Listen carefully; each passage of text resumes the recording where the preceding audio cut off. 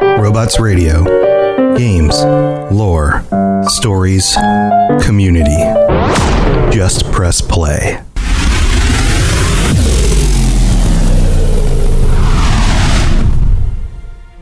Welcome to the Fallout Lorecast, the podcast that explores the boundaries of our knowledge about the world of Fallout. Wastelanders and Vault Dwellers, welcome back. It is the end of October. It is spooky week. We've got Halloween when we're recording this right now. Halloween is just a few nights away, and I have my patrons joining me this week to talk about some spooky stuff. A topic that gets kind of hit in very specific ways, but we're going to expand it out because we are talking this week about all the different types of horror that you can find across the Fallout series. And with me this week, I've got a wonderful cast. And guys, get ready to unmute and chime in with your best, spookiest sound you possibly can muster. Think about it. Think about what might be a spooky sound. And I'm just going to call everybody out. We've got Void and Pumpkin and Germinator, Ebony Kitty, Ash, I'm going to shorten that so it's easier to say, Lil Green, Adam's Child, St. Giub, and Leviathan. Welcome to the chat, everybody. On the count of three, get ready to unmute and make your spooky sounds. Here we go. 1, 2, 3. I can smell you. That's awesome. I'm going to clip that and I'm going to put it on repeat on my front porch as trick-or-treaters come by, and they're all going to be super terrified. But hey, everybody, welcome back. This is super fun. So we've got a list of different types of horror, and if there's something I'm missing on this list, feel free to chime in as we get going and be like, oh, what about this? But we're going to go topic by topic, and those of you who have something to say, something to add, a favorite way that they implemented this type of horror, or one of their favorite little storylines or characters or whatever, feel free to chime in. And just off the top of our list so far, we've got Lovecraftian horror, body horror, folk horror, sci-fi horror, psychological horror, jump scares, liminal spaces. There's probably more than that, but we'll discover it as we go through the conversation. But let's kick this off. Let's start with the Lovecraftian stuff, because everybody loves creepy Lovecraftian horrors and those kinds of things. I can think of a few examples I've covered over the years, but I want to hear from you guys. Who would like to start me off? Start me off. That sounds really weird. Who would like to start us all off? That's also weird to say on this topic. Man, it's going sideways already. Who wants to talk about Lovecraftian horror? I know some of you absolutely love like the Dunwich Borers and that kind of stuff. Anybody want to chime in? Don't be shy. I see Pumpkin, maybe? Pumpkin? Oh, I see Ash. I guess I'll bring it. No, I saw Ash. Ash got to it before you did, Pumpkin. Ash beat you. Ash, let's talk about Lovecraftian horror. What do you think? Honestly, I think the Dunwich Borers or Dunwich Sewers, that entire the Dunwich in general, that's and with the gosh, I can't talk tonight. It's all right. It's all right.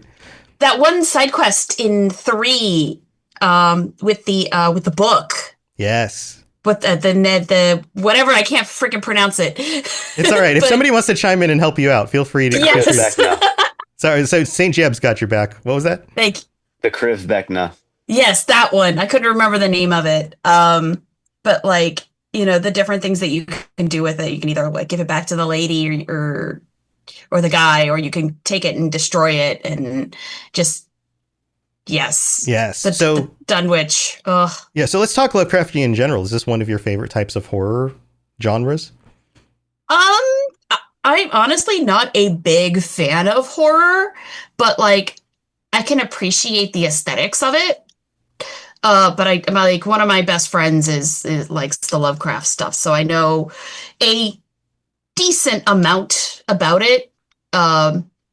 Okay. I'd say I like it tangent, by association. Right. Yeah, there's something that's always fun about the mysterious beyond, the things that boggle the mind, right? The weirdness of Lovecraftian horror and that sort of thing. St. Giub, do you want to chime in a little bit on this one? I feel like this, you jumped right in on this and you were like, I know exactly what she's talking about. Do you have thoughts on this one? Oh, sure. I mean, I've been fascinated by the Lovecraft, genre, again, that kind of cosmic horror for probably going on 15 years now. It kind of fit right in because I spent many years watching Carl Sagan's Cosmos and things like that. Mm-hmm. And that kind of gives you an almost idealized version of like what the universe looks like, but it never kind of delves deep into, oh, what are the horrors that might exist out there? And there's like, the obviously the fictionalized and things that Lovecraft kind of called like Cthulhu and all these demonic entities that like may exist out into the universe, Hmm. but those are obviously a euphemism or a metaphor for just the utter kind of indifference the universe has for us, whether it be a black hole or, a supernova or something that could just extinguish life. Right. So no, very deeply fast Oh, applied into the Fallout universe. okay, cool. Yeah, your voice broke up a little bit there, but I think we caught it Oh, all. Yeah, there's like an existential quality to it. This idea of the yes. vastness and the nothingness out there being so all-consuming and terrifying, just in that concept, because again, it's mind-boggling, that sort of thing. And Ash, I didn't mean to just completely move on to Saint Giab. I just kind of wanted Oh no, to that's totally fine. to That's get totally fine. maybe both of you feel free to chime in on this. Yeah. Yes, sometimes I have trouble putting my thoughts into words. So Yeah, me too. yes. Absolutely. If I were to live stream me editing and recording the podcast, I have more stops where I go, crap, nope, there's a better way to say that. And then I start recording again. So I do it all the time. That's the magic of editing. But yeah, let's, for both of you, is there something specific in Fallout that really hits you the hardest? Like the really spooked you out about Lovecraftian type of horror as presented in Fallout? I think going into the Dunwich building for the first time and just that, like, something's off, Mm-hmm. and you, like, yeah, you run into all the ghouls and the ferals and everything that's in there, and then you get into that basement and that sub basement and that cave, and you're like, oh, that's what's going on here. Yeah, it feels different than just coming across other ghouls in the wild. It feels very staged and like, oh wait, no, this is driving me forward, and there's something being unveiled as I work my way through this. Yeah. Mm-hmm. Yep. Yeah, totally. Polar Mist joined us too. Welcome, Polar. Who else wants to chime in? Pumpkin, you had some thoughts? So going into the what's the scariest thing that reminds me, it's just knowing the fact that it exists. Like it gives you enough to tell you that this is in the world, but you have no more info. Yeah, right. Just a little bit to like make you go, wait, Yeah. what is that? Yeah, I gotcha. All right, who has you have anything else to say on that, Pumpkin, or should we move on? I fell down that rabbit hole a couple episodes back. If you remember, it was like the mysterious characters we were talking about. I remember falling down that rabbit hole. I won't go down that hole again. Okay, all right. Who has other thoughts on Lovecraftian horror? Anybody else want to chime in on this one? No? Are we ready to move on to the next one? I mean, we've talked about Lovecraftian horror in Fallout pretty regularly. It comes up pretty regularly, and I've done some episodes on it. But one that we didn't talk about too much is body horror, and it's another one of those things that comes up, right? Like totally messed up mutations and that sort of thing. Ebony Kitty's got some thoughts on this. What do you think, Ebony? So, body horror is my second favorite type of horror. My most memory of body horror being in Fallout is going into the school in Fallout 3 for the very first time and seeing the bodies being mutilated by the raiders. Oh, okay. With them just like the body decor that they have. That and the master being just an amalgamation of flesh and other like voices and everything. Mm-hmm. Fallout 1 especially was a horror game in disguise as a survival game. Yeah, I think that's a really interesting point to talk about the master and to say that body horror has been in the series from the very beginning. I mean, the main villain of the very first game, you actually get to see him, and he's this weird head, and his flesh is all strung out over top of the computer that he's a part of, and like it's super weird and messed up for sure. Void, was that your hand? Did you want to chime in? Yeah, so body horror is one of my favorite types of horror. I hate the movies because I hate them. But body horror, especially in Fallout, I love. With the FEV and everything like that, you've got stuff like the super mutants. and especially the centaurs. Yes. Yeah. The centaurs are a big part of that body horror, and honestly, I'd like to see them brought back at some point. Especially now with this, especially with this Western expansion that we're getting in Fallout 76. Yep, I see where you're going. Burning Sands, is it? But with that, I would like to just more of the FEV, super mutants, centaurs, and I would even consider Snallygasters. Yeah, that's another big one because they at one point were human. They do not look human. Right. Yeah, centaurs too. Like they have a torso, but then they've got like so many other human parts sticking out of them. Right. It's like which one was the original barely one? Recognizable as human. Yeah. But I would even go so far as ghouls and Scorched as body horror. Wendigos as well. Ebony Kitty saying in chat through the Zoom call. The Grafton monster. Yep. Almost everything regarding the FEV, and even really considering even the Mothman, which is just a mutated moth that is in the shape of a man, basically. Like a lot of that is just pure body horror, and I love it. Nice. Just basically anything you can say in Fallout would be considered body horror in some sort of regard.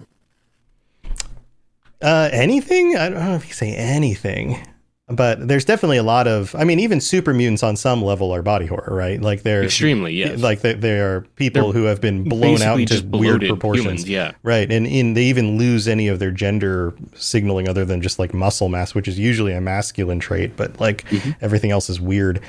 So yeah, there's a lot of body horror across Fallout, and it would be even more disturbing to see more of. When I think body horror, I don't just think the end result of the thing that got mutated or transformed into something, but the most disturbing parts, I think, and this is just me, of course, but is the transformation part. Like that's like when you watch a movie that leans into body horror, it's usually the transformation from one thing to another and the agony that the creature goes through during the transformation. And like that is usually part of the most disturbing part. Once it transforms, you're like, oh God, that's terrifying. But it's the process of getting there. And I can't think of too much that we get. Like we see like bodies in vats. We see labs with experiments, those kinds of things. Pumpkin? What do you think? Vault 84, you get to see the failed transformations. The failed transformations, right. Right. But the in-process transformations, like that could be somewhere they go in the future to really like, I don't know, make it feel even more disturbing. Yeah, and I would even lean into the psyche of the people doing the experiments and watching that. Because they have to be some sort of sick in the head in order to just be able to watch that and not feel any remorse and just say, oh yeah, this is a scientific experiment. Oh yeah, there's all sorts of there's a lot of stories throughout Fallout where you get like the holotapes or like the the computer screen with like their notes about the experiment, and oftentimes you'll have somebody who's like totally into it and it doesn't affect them at all, and you have somebody else who's like really starting to question what we're doing here, like that side of things. So yeah, there's some moments like that for sure. All right. Anyone else want to chime in on body horror? Anybody else? Leviathan, what do you think? I don't know what you guys have, but I found them relatively cute. Which ones? Most of them. The master was relatively cute. And those centaur beasts, I never played 3, but from what I saw on the internet, they were relatively cute. Yeah, in New Vegas, seeing them walk around with their like funny limbs and their weird tongue and like, I mean, I guess, when I think about cute, the Grafton monster is kind of cute. It reminds me of the Marvin Martian cartoons and the big furry monster. You remember that? The big furry monster? Yes. I'm too young to have seen them when they came out, but I've seen them later. Yeah, those were like 1940s. Was that his name? I think it's Garsamel, yeah. Oh man, yeah, that's what that always reminds me of. It's just not furry, right? Like that guy was furry. But yeah, I think that was like 1940s or something. So I don't think any of us were around back then. But yeah, the cool stuff. Jeb, you have other thoughts?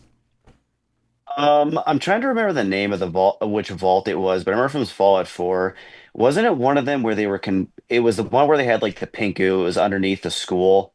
And if correct me if I'm wrong, but they were converting people into basically food for people to eat, which in my own mind, I kind of see that as a form of body horror where it's like a Soylent Green kind of situation where you're Hmm. just recycling people and just force feeding them back to each other. If you told people like, oh, that's what you're actually eating, that would horrify me. I don't think I could live with myself that I was eating like a neighbors.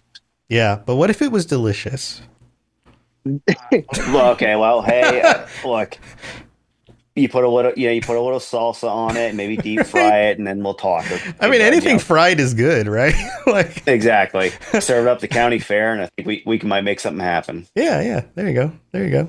All right, time to move on to something else. Unless anybody else has any thoughts on body horror, I think we've covered this one pretty well.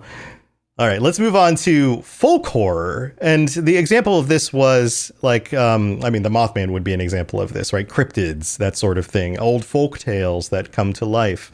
Anybody have any thoughts on these? A lot of when I think of cryptids, that's like Fallout 76. It was added much more recently compared to a lot of the other series. Pumpkin? I just gotta say, praise Mothman. Praise it. the Mothman. Yeah, I think No, but I think the folk horror is awesome. Like, and it's not just like in. I mean, it's mainly seen in 76, but you see it a lot in a lot of other places. But 76 is the main one where you see a bunch of like the stories about all of the different cryptids. And I think one of the best ones that I could probably talk about is Indrid Cold, who is a random encounter. yes. And he even talks about all the other ones. Right. And Yeah. Indrid Cold is actually I recommend the book. The Mothman Prophecies mainly follows storyline of Indrid Cold. Right. So Right. Yeah. more information on that. I'd recommend reading that. Yeah, I had Dave Chaffins talking about that on an episode a while back. And yeah, that's always good stuff. Ebony Kitty, what do you think? You technically have folk horror in Fallout 3 with the pint-sized slasher Oh. because it was an urban myth that was around before the bombs dropped, and it wasn't until you go into the simulation that you get to play the pint-sized slasher out. I can hear whoever's in the background talking, and Oh, it's okay. It's a little distracting. But yeah, I get your point though. Like this idea of like this was an old tale, and they like this is now playing out. That's kind of similar to what was the mansion that's like the Winchester mansion in Nuka World. I did an episode on it. Grantchester. That was the name of it. Yeah, same kind of thing, right? Like this idea of an old story about a little creepy girl, and now she's a ghost, and it's this weird mansion, and it's laid out all funny, right? Kitty, you can continue to talk. I just wanted to note that we could hear stuff in the background. Yeah. No, that was my point. Besides the swamp people. Swamp people. Lookout. Yeah, that's another one. That's a good one. I hadn't thought about that. Yeah, swamp people, super creepy, but it kind of borders on Lovecraftian because you've got like stories from Lovecraft where like the people in the bayou and the weird stuff going on there. That's kind of a blend of the two. A little bit of folk, a little bit of Lovecraft. When you guys think folk horror, is there anything else in the series that pops out at you? The survivalist, how the people look at the survivalist from Honest Hearts. Okay, yeah. Even though that's not horror, it's still like it's a folk thing. Folk tales. For the people, that's horrifying. For the survivalist, he's helping, but the people, that's horrifying. Right. Like this mysterious stranger who shows up and scary. In my opinion, I would do the quest about the Yaogwai bear, the specific one to get the Yaogwai glove. I can't remember the name. Yeah, what was the name of the bear? Isn't it like She, I think? Yeah. Oh crap. I forget names so easily. That's horrifying because like you're just walking through the desert and you're fighting off hordes of Yaogwais. Yeah. And there's Yaogwai. There's also, I mean, there's other cryptids, but there's of course what was the name? The name of the real long, skinny, long guys in 76. I can't think of what they're called. Wendigos. Wendigo? Wendigos, yeah, Wendigos. That's the word. Yeah, Wendigos. And there's like that. There's like the one story about the guy who turns into the Wendigo in the cave. There's that whole thing. Yeah. All right. Wendigo, Callias, no. Oh, the The Colossus, giant the one. big one. Yeah. I don't know if that one. I mean, it does play off Earl. of the Earl. Yeah, it Right, plays off Earl. of the Wendigo thing. That's another one of those that like it plays off of the folk horror of Wendigos, but then also brings in body horror. I guess Wendigos by default have a little bit of body horror associated, but it like turns it up to 11, right? With the big monster looking dude. Yeah, that's another good one. Any other folk horror thoughts? Just the ghost story type stuff too. But I same. Yep. mean, go Probably, I suppose, go into like the Salem kind of area in Fallout 4 when you actually go to like that old, like, that old church, and like obviously the death claw's inside, but you go through and you realize the heritage of like Salem, Massachusetts, and what went on there. That definitely is like a folk horror, even though it doesn't turn out to be a witch, turns out to be a death claw. It still invokes the same kind of fear that people probably had when it comes to like the folk, mystery and the tales you'd hear about that area. Yeah, the witch trials and all of that. The a lot of the I don't know, the mystery around that era, and on top of it, when you think back to the founding of the country and how much land wasn't settled, and so for the colonists to be showing up in the middle of a place where they have no idea what is out there in the dark, it kind of harkens back to that kind of feeling, which is pretty cool. Yeah. There's the event Campfire Stories, which literally tells you the story of how the Wendigo you fight at the end of the event turns into the Wendigo. Yeah. Sorry, go ahead. would the mysterious stranger count as folk horror? Maybe Because there are rumors throughout the U.S. of him appearing in multiple places at once. Maybe I think it plays off of similar kinds of concepts that do show up in folk horror, even if it isn't a specific one, but it's that same kind of thing. Yeah. Unless it would be more counted out toward the Cthulhu guy. Lovecraft, and yeah. it would be more cosmic than Lovecraft, even though those kind of blend in the same thing. Yeah, there's these boundaries where I think we're starting to discover that there's these boundaries where they kind of cross over. The mysterious stranger himself kind of blends a ton of them. Yeah. A Germinator, I saw your hand come up. You wanted to add something, right? Yeah. What about the Wild Wasteland perk? What? Where does that fall into place? Because that brings in some very weird things in some places. It does. I mean, we'll get to the alien stuff. That's part of it. But some ghost stuff. I'm trying to think of all the Wild Wasteland stuff that does show up while you're there. Yeah, there are some weird oddities that do show up from that. If anybody has any more thoughts on that aren't coming to mind right now, feel free to chime in. Honestly, I'm glad someone else had said it, but honestly, like the Zetans, like the aliens, I can't think of anything more like, honestly, in living in America, the idea of like UFO things, and I think that's perfectly fits into the idea of folklore. Yeah. And anywhere you go in the U.S., there's some story being abducted by aliens. At least in my experience, there has been. Yeah. So for some reason, your audio keeps cutting out. I wonder if it'll be better if you turn off the video, if you'll get more bandwidth for your audio that way. But we're catching most of that. Basically, you're saying stories of aliens and abductions specifically, and weird sightings and things like that play into the folklore of a lot of different locations across the U.S. Heck, I mean, you can even talk about what's it called? The site out in, what is it, Nevada? New Mexico? Roswell. Roswell. I mean, that was 1947 or whatever. Mexico, yeah. So 1947, but it's now part of our, kind of folk story consciousness. Like, was it a weather balloon? Was it an alien? Who knows? That kind of thing. So, yeah. So let's transition into that. Let's transition into the sci-fi horror. I think primarily for me, the sci-fi horror in Fallout is the Zetans, and the fact that was just being hinted at for so long. It was kind of this Easter egg thing of like, oh, there's a crashed spaceship, or maybe you can find a laser pistol, or the bodies in, one or two, like that kind of thing. But then when you get to Mothership Zeta, like you're on a freaking ship and you get to actually see them. But some of what we find out is that they've been abducting people for centuries. And that opens up a whole nother can of like horror, like the nature of what would it be like to not just be abducted by them, but to be like contained and displaced in time by several hundred years. That's kind of its own thing, right? Anybody have thoughts on this one? Pumpkin's ready to chime in again. Go ahead. I had and this isn't really Zayton sci-fi. This is I think robo brains are horrifying. Yes. Okay. So that's just like somebody sci-fi. putting the human brain in a robot. Right. That's like a sci-fi body horror existential issue. Yeah. That's not a fun thought for me. Right. And the fact that, okay, here's what's most terrifying to me about RoboBrains is not the idea that like somebody of their own volition is going, I'm getting old, my body's falling apart. I'm going to take my brain, I'm going to put it in a machine so I can live on longer inside this machine, right? And they're just okay with that.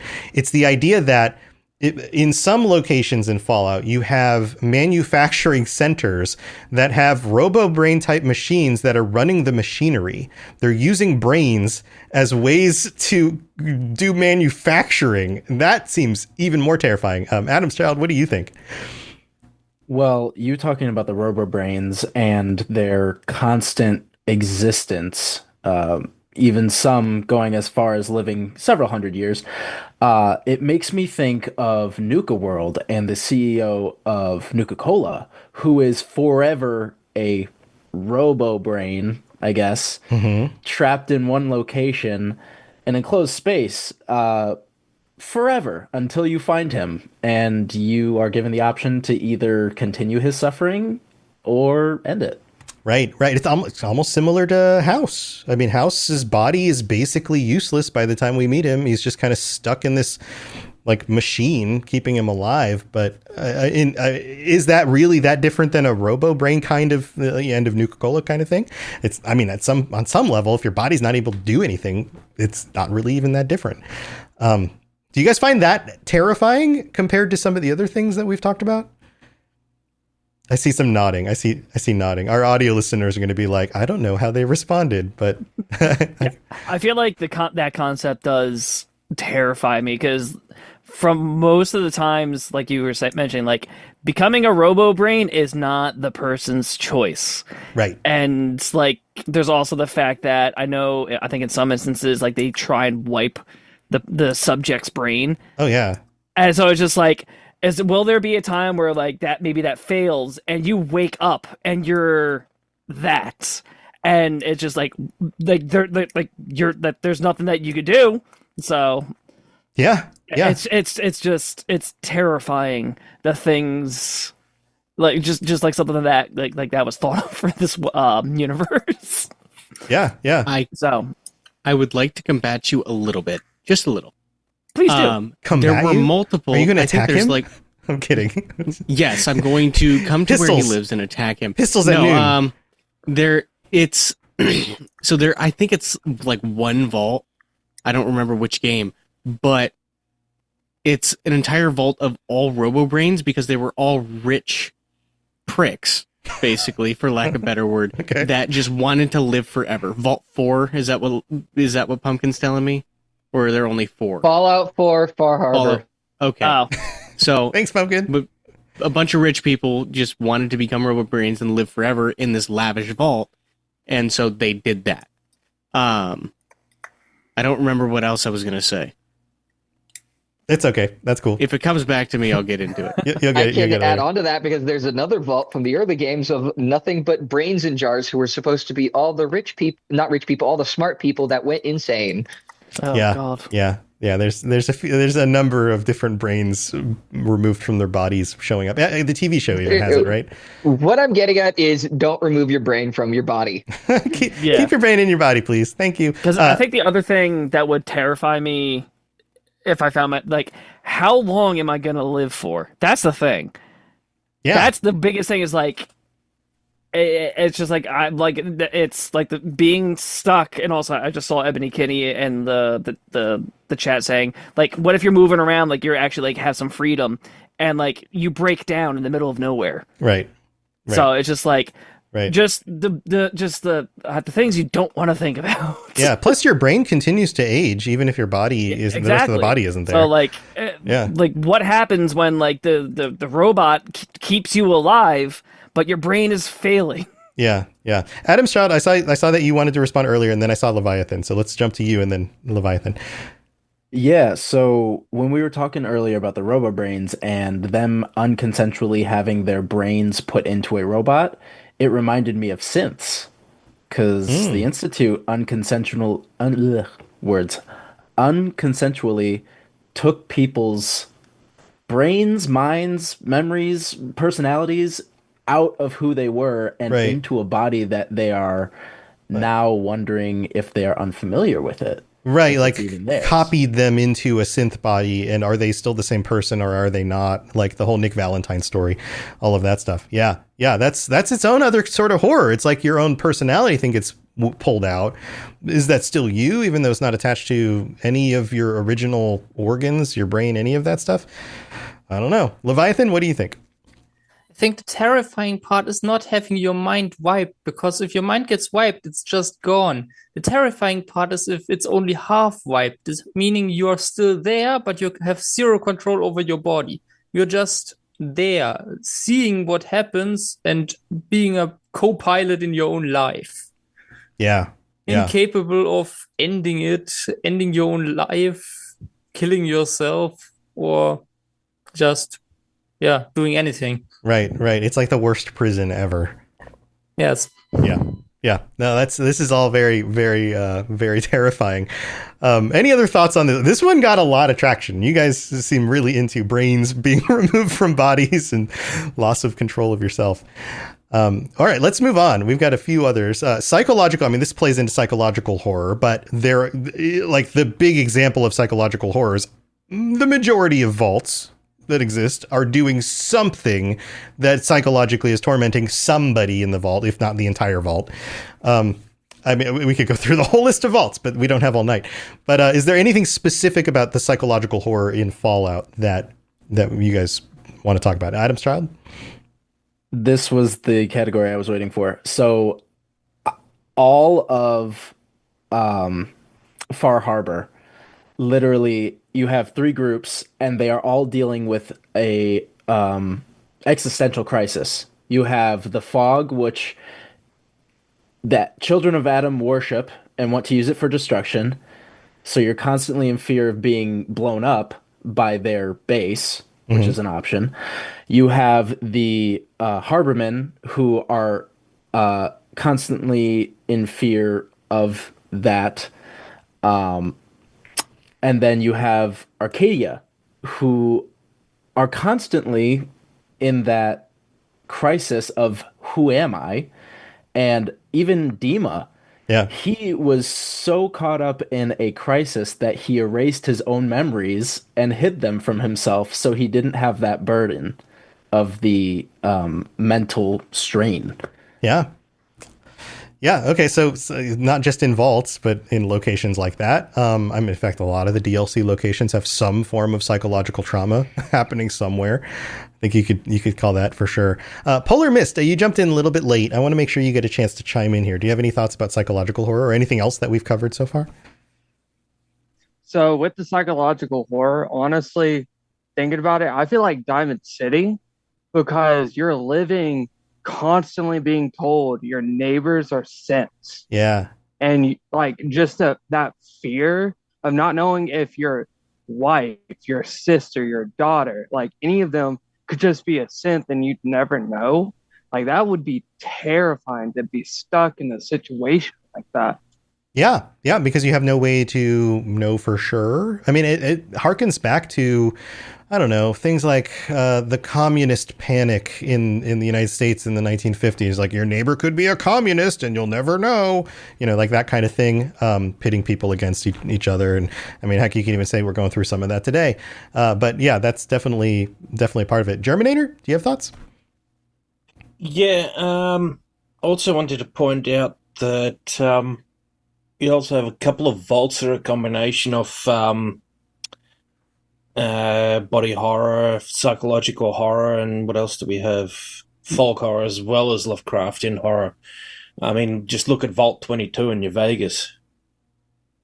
Yeah, remind us about what that one is, because I don't keep a running tally of all the numbers and which one coincides with which. So what happened in 22?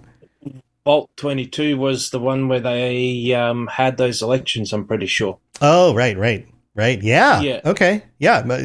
Yes. And That was Vault 11. 34. It was 11. Was it 11? 11 had Was it the 11? election. There you go. 22 had Pumpkin- the That's right. plant. Pumpkin's my go-to guy That's whenever right. I need to know what I had number a mixed story. coincides with which, because I don't keep them all like a running list in my head. But yeah, the whole election thing. Yeah. Like, who do you trust? And what, like, yes, absolutely. But yes, also Vault 22 with the plants. Plants too. That was that gave me a couple of jump scares when I first played it a decade and a half ago. That was certainly not my favorite place to go to. Yeah, jump scares are another piece of this, but we'll get to that in a minute. So, I think that there's, real quick to throw my own thing in here, and I'll get back to you, Lil Green. I think that there's, even outside of the vaults, even just living in the wasteland, the idea that like a raider gang could just come up to your camp, your farm, whatever, and no morals, will do whatever they want to you. And if you've got your trusty shotgun and maybe a dog, and maybe your neighbors show up, and if you can't fend them off, good luck. I mean, there's just something psychological about like this idea that not just the world is dangerous, but other human beings have that much potential for causing terrible things to happen, and they could just be out there somewhere. Like, that's just terrifying. But go ahead, Lil Green.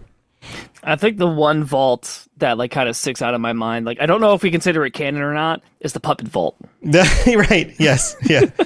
But it's just like, how diabolical is it? Just like, you know what? This guy's going to be here for the rest of his life. Let him lose his mind with a box full of puppets. Right. And it's just like, why? Like, who would even think of that? But but also like just piggybacking off of like the world, and like it's just like the world and the people is just like it's hard to wrap your mind around how bad people can be, I guess. Yeah. And what's even crazier about all of that is that we have plenty, and I always draw connections in Fallout to real world stuff because it makes it feel real. There are very many real world situations where terrible things that happen in Fallout have happened in real life. Mass murder, all sorts of terrible, horrible things. We don't have to go through the whole list. It's time for that spring reset. I'm taking a look at everything in my closet and figuring out that, oh no, this absolutely needs to go. And it's about time I replace things so that my clothes aren't older than my 15-year-old. Now you might think that they lasted that long because they were well made, but no, they're in terrible condition. Unlike the new jeans I just got from Quince. Jeans have always been my personal go-to because you can kind of wear them for lots of different things, but maybe they're not your thing. Maybe you're looking for, 100% European linen with insanely soft flow knit activewear fabric. It's definitely getting warmer, and their flow knit activewear is moisture wicking, anti-odor, and soft enough that you'll actually want to wear it every day.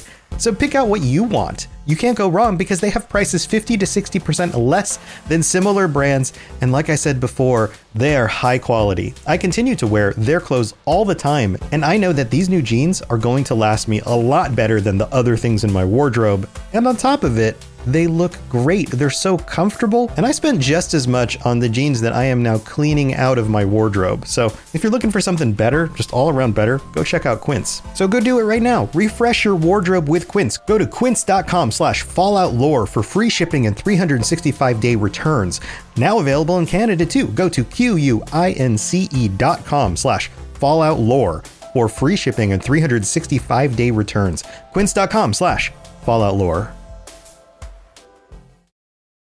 Ash has some thoughts. What do you think, Ash? Talking of vaults that like terrify people, the one that personally terrifies me the most, just thinking about it, is the one where it's one woman and like 99 men or something like that. Yeah. Like, as a woman, that legitimately terrifies me. Absolutely. And the flip side is just as terrifying. I mean, both of the scenarios are no good. Yeah. Yeah. And on top of it, like, you would be necessary for the survival of your vault, and nobody can identify with you on the same level because you're the only one of your gender, and like there's just, or sex, like it. Oh my God, yeah, no, that would be absolutely terrifying. 100%.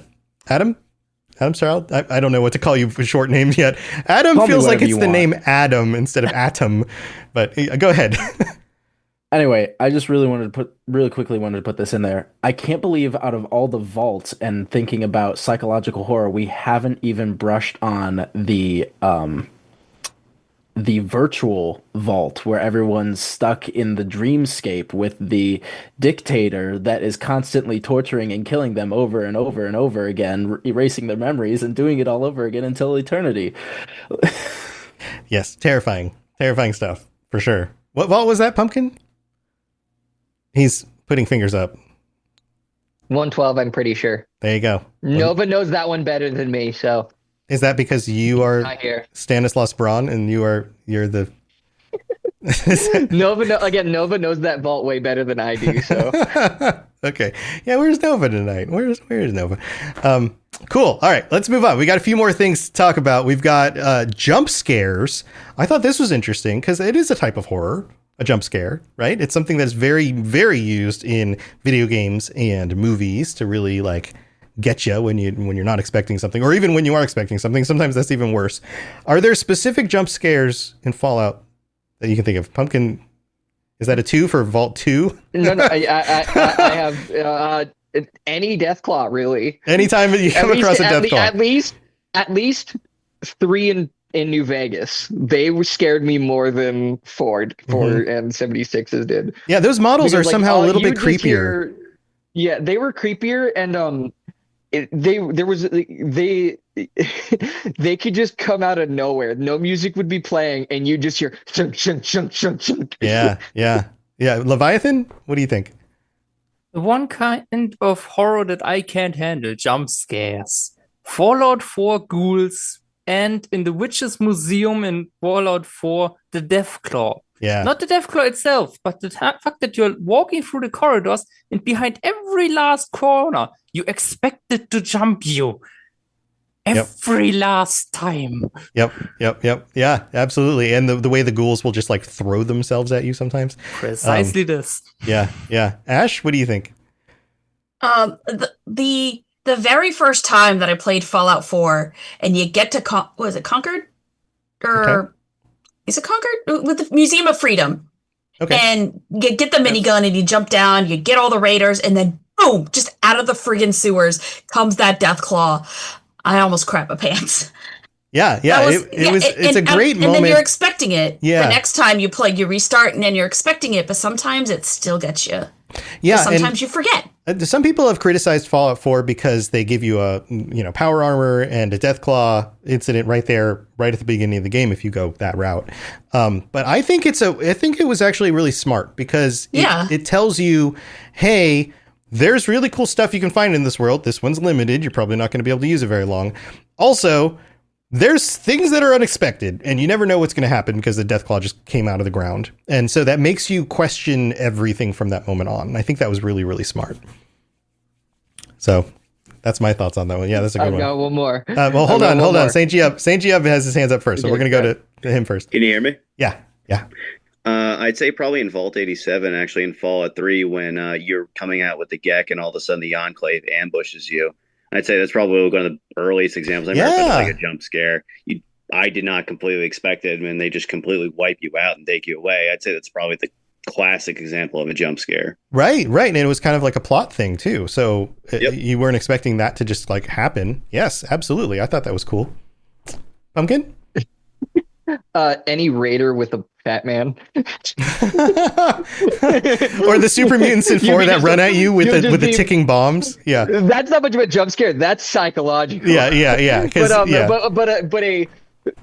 a raider with a fat man, you can just be walking and next thing you know, big explosion. Any scorched with the M82 40mm grenade launcher? Like, so many, for the love of Christ. This is haunting you in your dreams. Yes, daily. Yeah.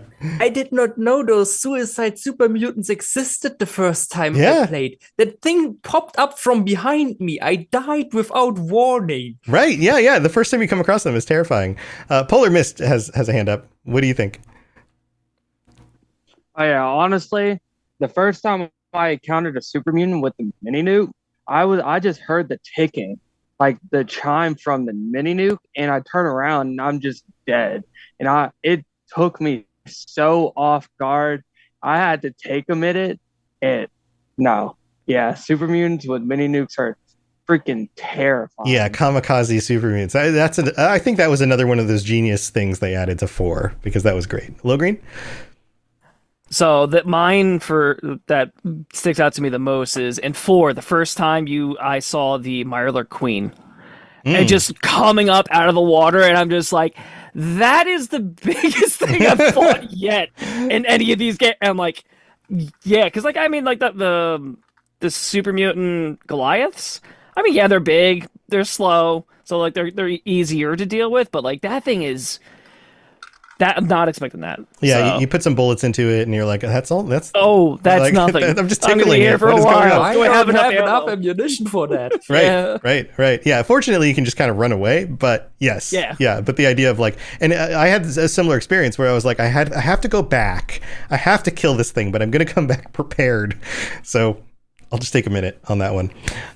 Jump scares, the psychological horror of the jump scare or the thing running at you with the ticking bomb, all of that. Also very, very cool. All right, final one, because we're getting close to the end of the episode here. Liminal Spaces. And Pumpkin, you added this to our list. What do you think about this one? So the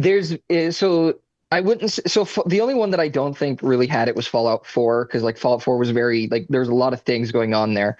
But Fallout 3 New Vegas and early 76, I would say would be like very liminal, which is, to those listening, it is a space that looks out of place. Well, it feels familiar and foreign at the same time. It feels familiar and foreign. It's in places that you'd think, there should be people here, but there aren't. Right. It feels like there's like it's been not lived in, but like used. Like a lot of people use it, but there's nobody around. Right. Yes. Early 76 did feel like that because there wasn't anybody else around unless you ran across another player. Void?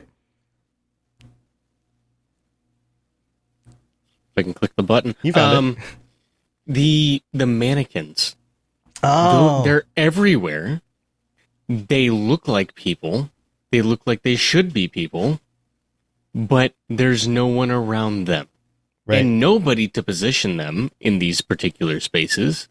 This could also count as supernatural. Yeah, because supernatural or cosmic. Right. Because my firm belief with these mannequins is that at some point in the future they're going to turn into the weeping angels from Doctor Who. Yeah, right. Like they move and they follow you when you're not looking. Yeah. Exactly. Yeah. Yes. Yeah. How many times did you see like a mannequin in the distance when you're in a creepy situation and just shot it? And we're like, oh wait, that wasn't every time. Yeah, right. Every time. It's like I Am Legend when the mannequin is just out in the street and he's like, if you're real, you better let me know right now. Yeah. Yeah. Ash, we've got a few people raising their hands. Let's go to Ash. What do you think? First of all, I think you might be thinking the Autons. Those were the mannequins in Doctor Who that would kind of move around. No. I'm talking about the Weeping Angels. Yeah, I'm talking about the mannequins turning into the Weeping Angels. Yeah, they're both creepy in similar ways. Yeah, I know. They're very creepy in similar ways, but they don't do that. Right. I understand. Yeah, Jeremy's just getting at like he's expecting the Fallout mannequins to turn into the Weeping Angels. Exactly. Anyway, and darn it, I lost my train. No, I have it. From the perspective of like the player character in game, walking back into Sanctuary for the first time after coming out of the vault, like just imagine what Nate or Nora are thinking in that moment. Like, no, there should be people here. Yeah. This we lived here. This was a place that was lived in. Like, so yeah, just like from their perspective, walking back into Sanctuary for the first time after coming out of the vault. Right, right. And the whole rest of the world, even after that. Places that they would have been found familiar, but looked similar yet so different at the same time. Yeah, yeah. Leviathan? First of all, I think all of us put more bullets into those things than in actual monsters.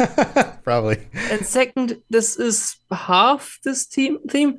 If you enter a room or an open space and you see a save point, munition, and healing packs, Yeah. it terrifies every last one of us because we know what it means. Yeah, yeah. The typical video game trope of like, oh, they're preparing me for something. Yep. And then nothing happens. Yeah, yeah. So- Sometimes. I've thought about like what could be good examples of like in Fallout specifically, what could this be? And one of them does actually come from 4, even though I said not a lot. Like Fallout 4 doesn't have a lot. It's the there's a little like cul-de-sac that you can find that was told and by a line from Preston, you learn there used to be a settlement here. What happened to it? Mm. And there's just when you first enter the town, all you see are 2 Yaoguais. That's all you see. Everything else is just abandoned until you find the last house where there's ghouls, but that still doesn't explain Right. what happened. Right, right. That mystery. But my whole thing is like it's empty. There's no one around. Yeah. Yeah. And there is a mod for New Vegas that actually adds the back rooms. I definitely recommend checking it out. I don't remember the name of it, but yeah. Oh, New Vegas backrooms. All right. St. Giab has the hand up. What do you think? Can you hear me? Yes. I guess my go-to for this would probably be Nipton. And the reason being is that even though, yes, there are people there, what's going on when you visit it, it's so kind of divorced from the reality of what you would expect. You'd expect like a normal kind of town with people going about doing their business. Instead, you see it just completely ravaged and changed from what the norm is. And having been someone who's done emergency response and a bunch of other, things of that nature before, I've seen towns that are normally well lived in, and then after like a hurricane or something like that comes in, they're completely deserted. Yeah. That's exactly what it reminded me of. It reminded me of just everyday suburban living, just completely turned up on its head. Obviously, there weren't people being crucified, but it still gave me that kind of haunting feeling. Yeah, well, I mean, I live in Florida. I've lived through many hurricanes. I've been through the eye of at least 2 storms that have gone right over top of where I've lived. I've even gone out during the eye of hurricanes. This was like 20 years ago. And then we had like a window of like, I don't know, 45 minutes or so. And my friends and I were all in a house having a hurricane party, trying to like, make it through the storm. But then when the eye came over us, we got in a pickup truck and we drove around town, and we just looked at the streets, and everything there's that feeling of like there used to be more trees here. Like, where did all this stuff go? Like, how come I can see the lake now when I couldn't see that lake before? Like that feeling of like, this is familiar, but it's not the same. Yeah, totally get that. Yeah. It's a very end of the world feeling. Yes. Yes. All right. So I think we've made it to the end of our list. Anything that we haven't hit? Any other concepts that should make the list that we didn't cover? Anything else out there at all? Little Lamplight. Little Lamplight. That did come up. We've talked about Little Lamplight and the psychological horror of that and how creepy that would be, and the trauma. And what about the one in New Vegas where, the NCR troopers, where all that nuclear waste ended up somehow in the fire department? Searchlight? What kind of Camp Searchlight? So what kind of horror are you thinking this is? Is it something we've covered, or is it something new? There's 2. I would Look, probably put that as psychological and body. Yeah, psychological and body would work. Okay. I'm thinking, is there another type of horror we haven't covered? Is there anything else on this list of like, I don't know. I maybe we've hit everything, but I'm sure somebody's listening at home. Ethereal or ghosts? Ethereal and ghosts, I think that kind of fit into folk horror a little bit, but yeah, the ethereal. I mean, demonic horror could be another element. I was just thinking about the mother from the Child of Adam stuff. Mm-hmm. Yeah, there's definitely that mansion in I would Nuka label World. that as there's that, but the mother I would kind of label as more like a cosmic that's more Lovecraftian esque. Definitely. Yeah. And Grantchester would probably fit into folklore. It's folk, Yeah. but there's also a ghost element. Also, the girl Yeah. was supposedly demon possessed, according to the parents and all that. Yeah. So you got a little bit of demonic horror going on there as well. Yeah, but it's supposed to be retro-futuristic, based in the mentality of the 60s. So, yeah, you know. Yeah, all of these things overlap a little bit. It feels like the boundaries are not cut and dry, right? Like they all kind of have a little bit of something or a little bit something else. All right, well, cool. Well, this has been super fun. We've got something else. Did we cover emotional horror? Psychological horror. I think emotional. I think we're using psychological, emotional horror kind of together. But yeah, because things that make you feel a certain way and mess up your perception of things. And yeah. But hey, we're going to take a quick transition here. But thank you everybody for joining me. I've got to shout out our newest patrons, which includes some of you. and thank you everybody for your support and all of that. Patreon.com/Fallout Lorecast. If you want to join us for future chats like this, if you want ad-free episodes. And welcome to Jeff's Cast, Cade E, Lauren M, and John S. Thank you for your support and for signing up. And shout outs to Germinator and Dusty Ray, our Sentry bots who get shout outs every week. Thanks, thanks both of you. Germinator's here with us. Thank you so much. And don't have any new reviews on Apple Podcasts, but please leave a review. And if I can see it, I'll read it out on a future episode if it's a 5-star review. And thank you everybody for your support with that as well. Also, I wanted to shout out one of my sponsors, one of the sponsors that has been sponsoring the show for the last month. And this is, guys, if you have a VR headset and you haven't played I Expect You to Die, I know you've probably heard the ads come up. I mean, if you're the patrons, maybe you haven't heard the ads come up. But I mean, it's not a horror game, but the idea of putting on your VR headset and being in a space where you have to like stop the nukes from launching and figure out the puzzles. It's like an escape room, but you're also part of like this spy thing. It's got this retro future sort of thing going on. It's very Fallout-y in that sense, but it's also a lot of fun when you, especially if you play it like I did with my family and you put it up on the screen and like take turns and you all kind of work on stuff together. So go check that out. And they are sponsors just for a little while still. And you can still get 45% off. So if you want to try out I Expect You to Die, go check that out. The code is a little bit long. It'll be in the description of the main show if you want to find it. But if you can remember it, it's Fallout Rising with a capital F and a capital R, Fallout Rising -8904 FC, capital F, capital C. So I'll say that again, Fallout Rising -8904 FC. So go check that out. I had a blast playing with my family. I think you guys might enjoy it for the holidays. So just wanted to put that out there as we kind of wrap up the show. But there's a bunch of other cool stuff coming. I don't know how many of you are going to be jumping into Fallout 76. We talked about the next expansion, all sorts. I'm excited about that. I'm also picking up Outer Worlds 2. Have you guys played Outer Worlds 2 yet? It just came out today as we're recording this. It's by Obsidian, the people who made New Vegas.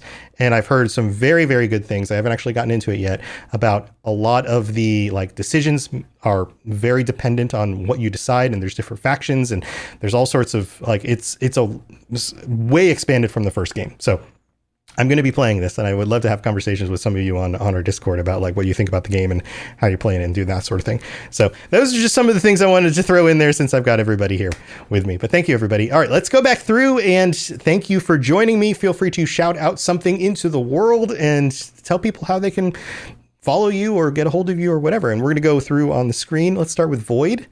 Void, you got stuff. Hello. You got stuff going on. I have many things going on. So my name is Void, or Jeremy Geyser. I run the Dungeons and Dipshits podcast. We have retitled it. It is no longer Dungeons and Dipshits, a D&D podcast. It is now Dungeons and Dipshits Faded Light, because we have another campaign coming sometime early next year. So, cool. Be on the lookout for that. Early 2026, probably around February or March. We have another project in the works that is maybe a year or two out, and that one's Fallout based. So that one's going to be a fun one, and I'm partnering with Logan on that one. Logan the Pumpkin King. If I'll let him explain that if he so chooses. That's why I'm being a little cryptic with it. But again, it's 1 or 2 years out. I'm currently designing the map for it, and it's amazing. Cool. So it'd be like another role-playing thing? Yeah. It'll still be a TTRPG. Cool. tabletop role-playing game. And I'm not going to say my last thing because I don't know when that's going to come to fruition just yet. All right. Well, you just got to hint at it and then tease us with it some more until you're ready to tell people. But I'm great at teasing. My exes can all tell you that. Wonderful. But if people want you to tease them in person, where would they reach you? In person? Well, maybe online. Dating apps. Maybe online. But you can always reach me on the Discord, V01D696. Or actually, no, on your Discord, I'm Void/Jeremy, with parentheses around Dungeons and Dipshits. But my DMs are always open if you need to rant. Sorry, I've been going on for a while. I have a lot of stuff going on. Yeah. So anyway, to Pumpkin. Thanks, Void. Pumpkin, go.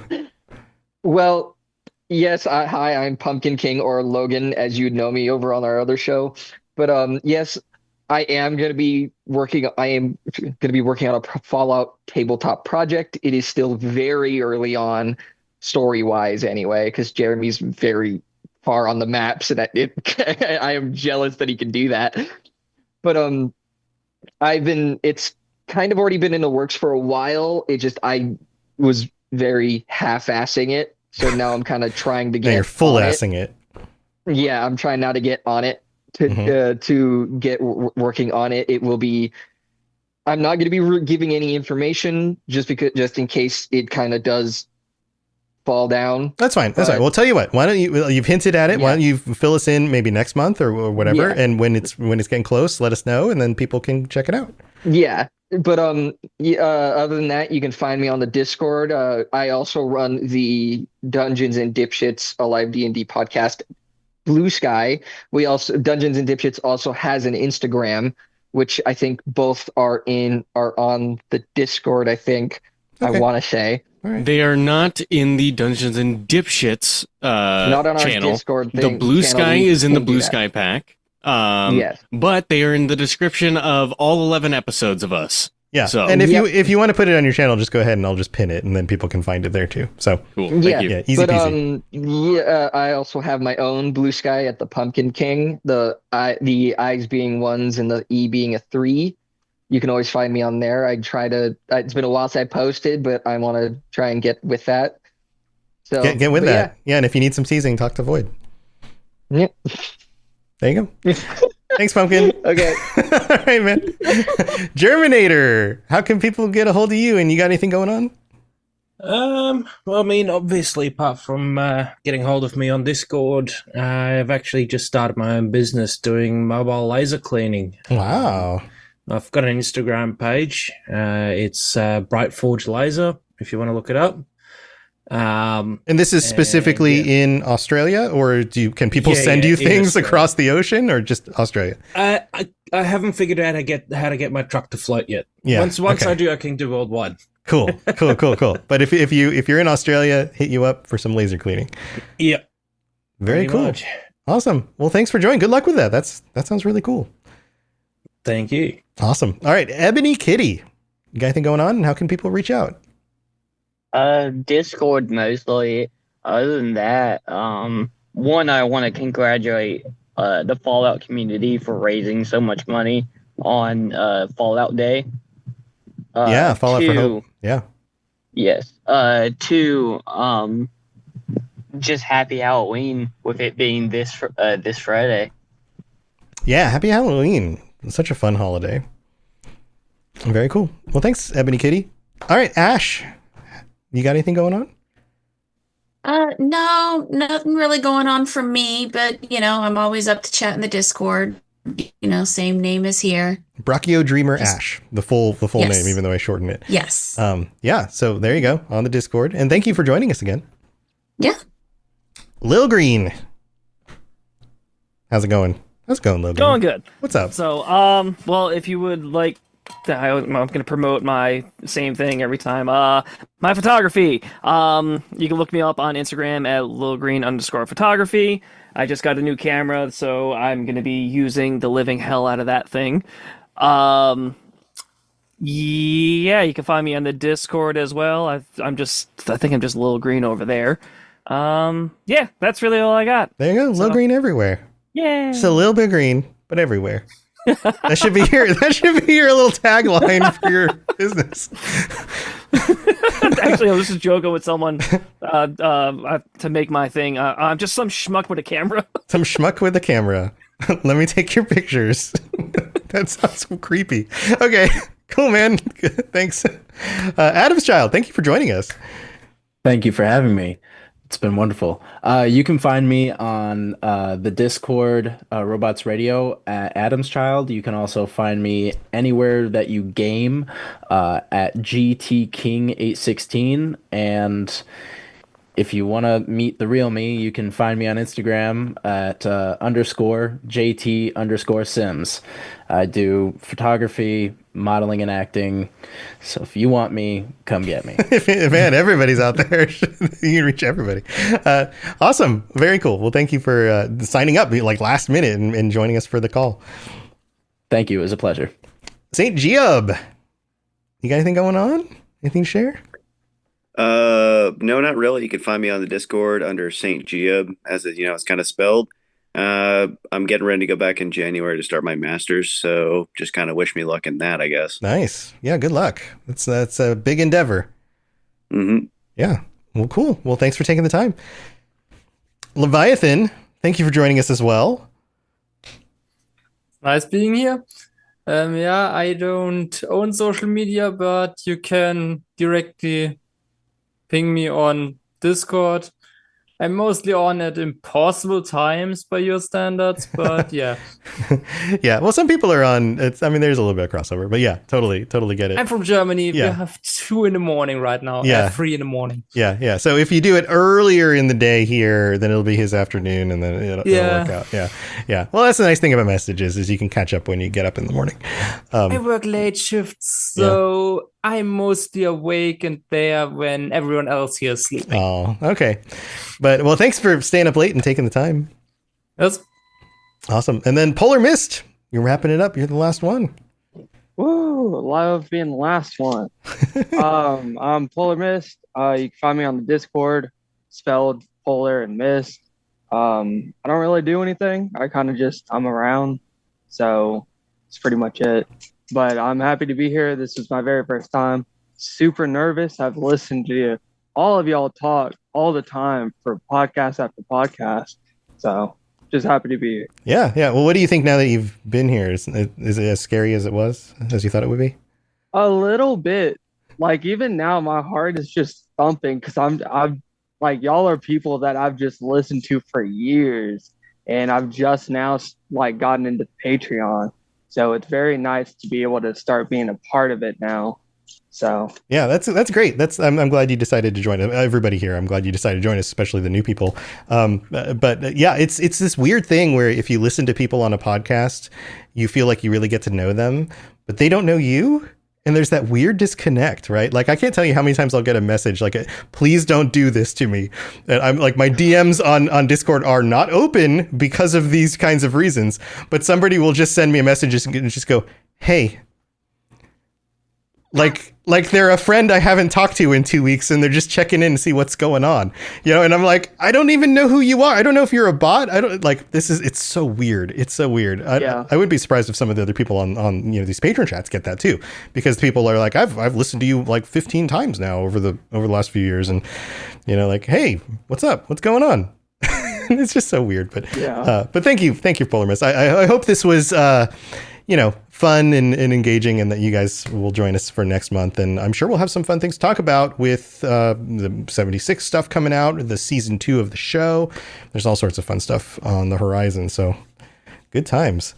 But that's going to do it for this week. Thank you, everybody, for joining me. Thank you for the chat, everybody in the chat, jumping in for the live stream, twitch.tv/robotsradio. That's where you can get that. And I will be back next week with a regular episode. And if you're listening to this on Halloween, happy Halloween. Go eat a bunch of candy and, have some fun. And we'll see you next time. Bye, everyone.